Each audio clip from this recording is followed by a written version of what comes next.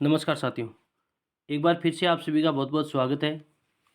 जैसा कि आप देख पा रहे हो कि एलडीसी भर्ती 2024 का नोटिफ़िकेशन 13 फरवरी 2024 जी हाँ साथियों, राजस्थान कर्मचारी चयन बोर्ड जयपुर द्वारा आज यानी कि 13 फरवरी 2024 को शाम को 6 बजे एलडीसी भर्ती 2024 का नोटिफिकेशन जारी कर कहा गया है कि ये जो भर्ती होनी है वो 4197 पदों पर होगी। और इसके अंदर कहा गया है कि इसमें शासन सचिवालय के जो पद हैं वो 584 पद रखे गए। शासन सचिवालय कितने पद रखे गए हैं?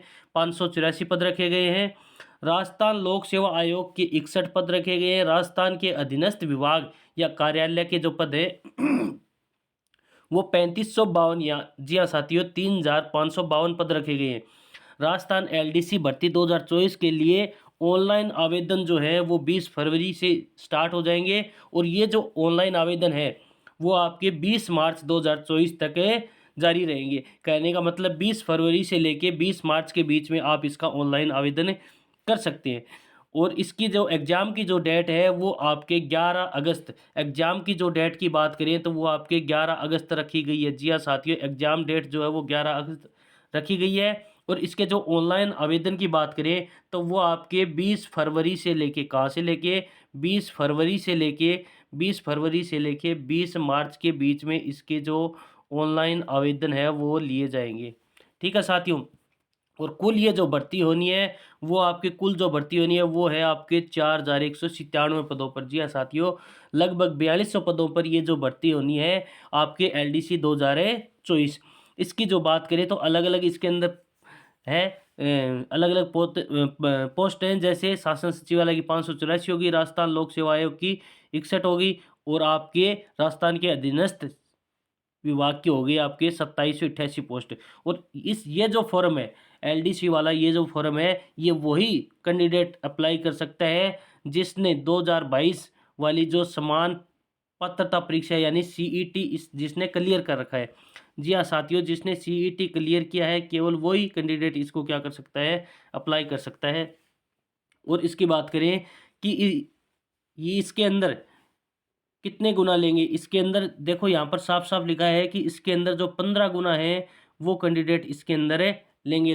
कहने का मतलब ये है कि ये जो भर्ती है, वो आपके लगभग 4200 पदों पर संपन्न होनी है। तो 4200 पदों का अगर हम देखें, 4200 पदों का अगर हम देखें 15 गुना, तो ये जो 15 गुना होता है, ये आपके लगभग होता है लगभग 63,000।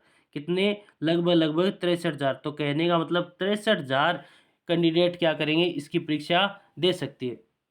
और इस नोटिफ़िकेशन में आगे हम बात करें कि इसकी नोटिफ़िकेशन के अंदर कि इसके ऑनलाइन आवेदन की प्रक्रिया, ऑनलाइन आवेदन इसका क्या रहेगा, बिल्कुल ई-मित्र के द्वारा आप ऑनलाइन आवेदन कर सकते हैं। और इस नोटिफ़िकेशन के अंदर नीचे हम बात करते हैं, इसके अंदर क्या कुछ कहा गया है। इस नोटिफ़िकेशन के अंदर आपके ये कहा गया है, ये अलग-अलग आपके पोस्ट वाइज़ बता रखा है, कैसे किस प्रकार पोस्टों को डिवाइड कर रखा है, तो आप इस नोटिफ़िकेशन के अंदर देख लें। ये जो नोटिफ़िकेशन है, ये हम टेलीग्राम चैनल के ऊपर डाल देंगे और टेलीग्राम चैनल का जो लिंक है, वो इसके डिस्क्रिप्शन के अंदर है, नीचे वीडियो के अंदर डाल देंगे, जहाँ से जाकर जहाँ आप टेलीग्राम पर जाकर और ये आप नोटिफ़िकेशन पूरा वहाँ से डाउनलोड करके पूरा नोटिफ़िकेशन देख सकते हैं। और इसके अंदर नीचे जैसे चलते हैं तो और इसके अंदर सारी डिटेल दे रखी है, तो आप इस नोटिफ़िकेशन को वहाँ से जाकर भी देख सकते हैं। यहाँ पर खेलों के बारे में और खिलाड़ियों के बारे में, उनके बारे में कहा गया है और इसकी डिटेल के बारे में अनुसूचित क्षेत्र के लिए। अच्छा, इसके अंदर इसकी जो ऐज की बात करें, किसकी बात करें? ऐज, आयु। आयु जो रखी गई है वो 18 साल से लेके 18 से लेके और 40 वर्ष तक के कैंडिडेट इसको अप्लाई कर सकते हैं। और इसके अंदर विशेष छूट भी है। वेतनमान देखो, यहाँ पर वेतनमान की बात करें तो वेतनमान जो है क्या, वेतनमान की बात करें तो वेतनमान यहाँ पर देखो पे मैट्रिक लेवल 5 यानी 5 लेवल तक की इसके अंदर यानी 7वां जो वेतन आयोग है उसके हिसाब से इसको सैलरी दी जाएगी। और इसकी पात्रता की जैसे देखो बहुत इंपॉर्टेंट है पात्रता। इसके अंदर पात्रता की बात करें तो पात्रता आपकी 12वीं हो। सीईटी की बात करें तो सीईटी हमने देखा था कि सीईटी जो 12वीं पास वाली जो सीईटी है, अगर वो आपने क्लियर कर रखी है तो उसके आधार पर आप इस फॉर्म को अप्लाई कर सकते हैं। ये भर्ती जो है वो आपके सीईटी के आधार पर है और सीईटी के अंदर आपको कहने का मतलब ये जो 4200 पद हैं उसके 15 गुना इसके अंदर आपको कैंडिडेट ही इसकी रिटन एग्जाम दे सकते हैं। देखो इसके अंदर senior secondary from recognisation board और इट्स एविलेंट एग्जामिनेशन, कहने का मतलब आपने अगर 12वीं पास कर रखी है और इसके साथ में आपको कंप्यूटर का कोर्स भी होना चाहिए। अलग अलग देखो यहाँ पर ये अलग अलग कोर्स दे रखे हैं, इन ये कोर्स भी अच्छा। इसके अलावा ये है कि अगर आपने और कोई कोर्स कर रखा है, जैसे ओ लेवल कर सका है और कोई डिप्लोमा कर रखा है कंप्यूटर साइंस इंजीनियर के अंदर, या फिर अगर आपने RSCIT ही कर रखा है 12वीं के साथ, तो आप इस फॉर्म को अप्लाई कर सकते हैं। कहने का मतलब कम से कम आपको RSCIT तो आपका होना ही होना चाहिए। इसके अलावा अगर आपके और कोई अगर कोर्स कर रखा है तो वो भी आपका होना चाहिए। बगैर कंप्यूटर कोर्स के आप इसको अप्लाई नहीं कर सकते। ये नहीं कि केवल आप 12वीं पास हो और आप इसको फॉर्म भर सकते हैं, नहीं। आपको कोई ना कोई कम से कम छोटे से छोटा जो फॉर्म होता है RSCIT कंप्यूटर के अंदर, अगर वो आपने कर रखा है तब भी आप इसको अप्लाई कर सकते हैं फॉर्म को, ठीक है। और ये इसका जो एग्ज़ाम का जो पैटर्न रहेगा वो बिल्कुल ऑनलाइन रहेगा, देवनागरी लिपि के अंदर ऑनलाइन इसका पैटर्न रहेगा। आयु की बात आपको बताई दी है। आयु जो होगी वो आपके 1/1/2025 तक आपको 18 से 40 साल तक, कहने का मतलब 18 से 40 साल तक आपकी आयु होनी चाहिए। और इसके अंदर विशेष छूट भी है, जैसे अन्य पिछड़ा वर्ग हो गया, भूतपूर्व सैनिक, उनको इसके अंदर विशेष छूट भी बताई गई है। तो आप इस नोटिफिकेशन के अंदर बिल्कुल आप देख सकते हो। और इसकी बात करें कि इसका परीक्षा जो आयोजन है वो CBT यानी कंप्यूटर आधारित परीक्षा होगा। बिल्कुल कंप्यूटर आधारित ये परीक्षा होंगी, कहने का मतलब आपको ऑनलाइन ये परीक्षा देनी होगी।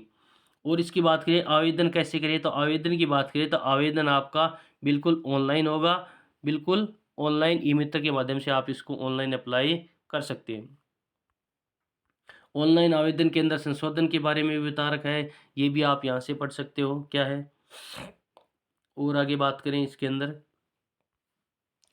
जी बिल्कुल इसके अंदर पूरा आप यहाँ पर देखो एग्जाम पैटर्न आपको दे रखा है, पूरा पूरा एग्जाम पैटर्न दे रखा है। इसके अंदर आपको देखो क्या कह रहा है, एग्जाम इसका एग्जाम जो है वो 2 फेज़ के अंदर होगा। बिल्कुल 2 फेज़ के अंदर, फर्स्ट और सेकंड 2 फेज़ के अंदर इसका एग्जाम होना है आपका। 2 फेज़ के अंदर फर्स्ट फेज़ की यहाँ पर बात कर रखी है।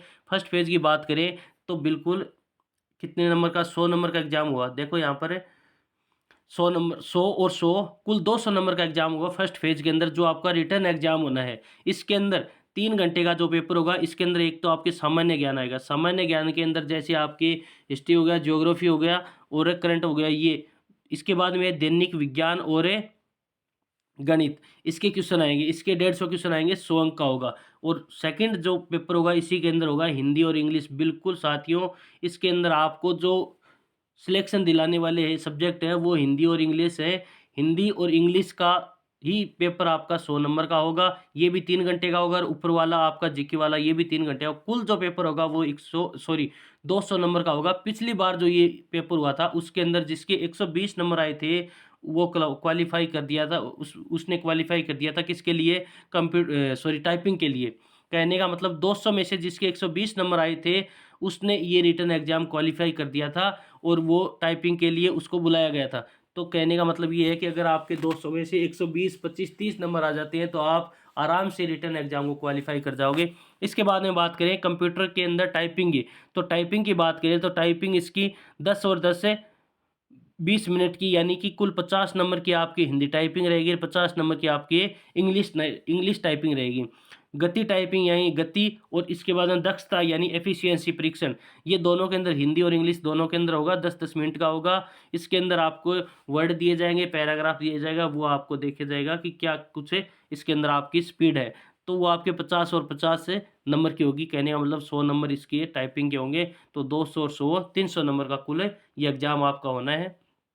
और वो प्रत्येक इसके अभी जो नया नियम लागू किया है वो भी इसके अंदर लागू होगा। बिल्कुल साथियों, इसके अंदर 5 विकल्प दिए जाएंगे। 5 विकल्प, जिस अगर आपने कोई भी विकल्प आपको चुनना नहीं है तो आप ई विकल्प को जरूर चुनेंगे। ई ऑप्शन को आप इसके अंदर जरूर चुनेंगे। जैसा कि नीचे लिखा गया, प्रत्येक प्रश्न के लिए विकल्पों में से केवल एक विकल्प को भरना आवश्यक होगा।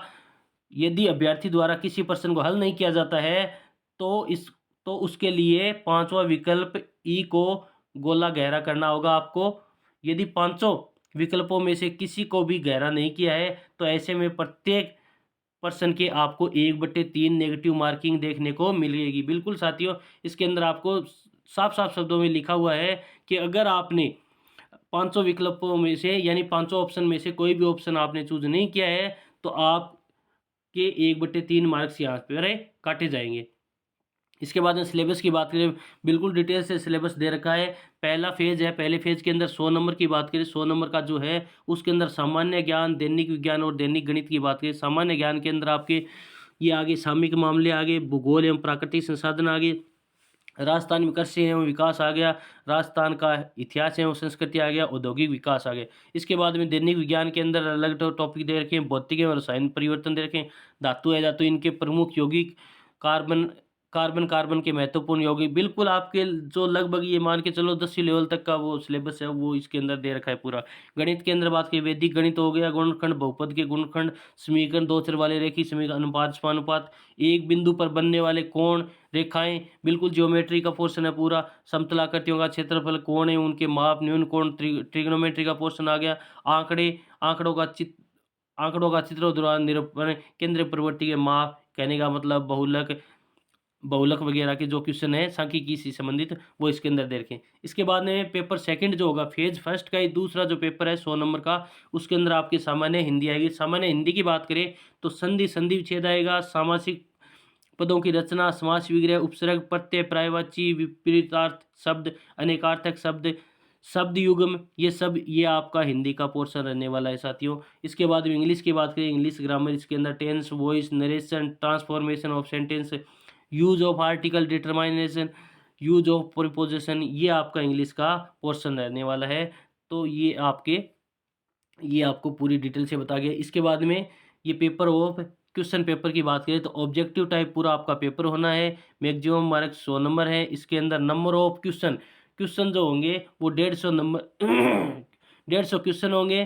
75 क्वेश्चन जनरल हिंदी के होंगे और 75 क्वेश्चन जनरल है इंग्लिश के होने हैं। टाइम जो है वो आपको बता दिया गया 3 घंटे का होना है। All question carry equal marks, प्रत्येक जो क्वेश्चन होगा वो बराबर मार्क्स का होगा। और जी हाँ साथियों, इसके अंदर ये जो लास्ट ये ध्यान से देखने वाली बात है, नेगेटिव मार्किंग है वो भी 1/3 आपकी नेगेटिव मार्किंग है। ठीक है साथियों, तो ये पूरा आपको डिटेल से बता दिया है एलडीसी भर्ती का, जो आज इसका ऑफिशियल नोटिफिकेशन जारी किया गया है। तो साथियों, चैनल को अगर आप नए हैं तो इस चैनल को सब्सक्राइब करें, लाइक करें और कमेंट के अंदर भी बताएं कि ये सूचना आपको कैसी लगी, और इस वीडियो को आगे से आगे शेयर भी करें। धन्यवाद साथियों।